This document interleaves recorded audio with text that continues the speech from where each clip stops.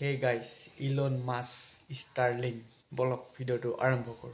মোক ইণ্টাৰনেট বহুত দৰকাৰ, সেইবাবে ছেটেলাইটটো পৃথিৱীৰ চাৰিওফালে ঘূৰিব, যিকেইটা 7,000 ইণ্টাৰ কানেকশ্যন ইণ্টাৰনেট, যাৰ প্ৰাইচ 17,000 পৰা কমচে কম আমাৰ যেনেকুৱা ডিছ টিভি চিষ্টেম লগোৱা থাকে, সেই চিষ্টেমত হ'ব এই ইণ্টাৰনেট ছেটেলাইট। চাওক ভালকৈ কি মজা ছেটেলাইট পূৰা কানেকশ্যন কৰিছে পৃথিৱীৰ ভিতৰত ষ্টাৰলিঙে।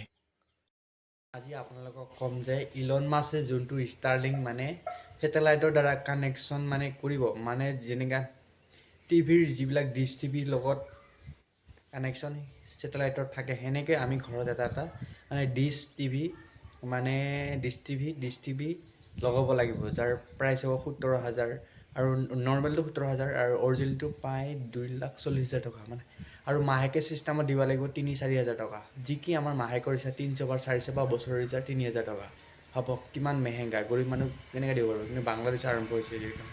কানেকশ্যন কৰিব লাগে, আপুনি পাহাৰত যাওক, ক'ৰবাত ভৈয়াম অঞ্চলত যাওক, ক'ৰবাত গাঁও যাৰ পৰা নেটৱৰ্কৰ স্পীড বহুত কমে পায়, মানে আমাৰ যোনটো 5G ইণ্টাৰনেট তাৰ কৰি বহুত কম ইলন মাছৰ ষ্টাৰলিঙৰ নেটটো, সেইমতে বহুত চলো।